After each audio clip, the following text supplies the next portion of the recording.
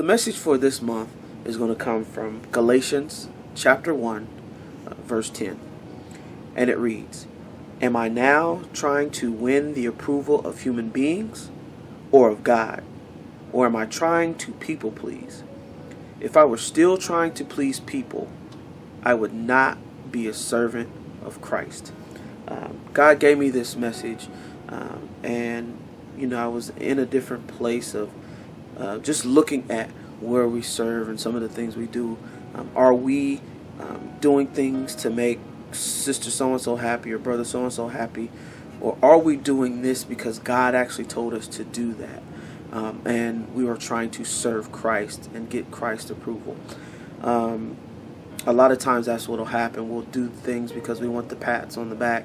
We want the limelight. We want to make this person and that person happy. But what are we doing to really serve for Christ, to show that we're just doing what Christ told us to do? So one of the things that Paul was telling the Galatians is that one of the things is they should accept no other gospel. And Paul was being bold and telling them that you shouldn't accept the gospel other than the one you've already accepted. So we shouldn't go along to people please. If he was there to people please, he would just be like them and just go along with what they have. But he was there to do a service that God had called him and Christ had called him to do. So he was just being bold. So sometimes it's not about people pleasing. It's about God pleasing and being obedient to what God has told you to do, to be a servant of Christ.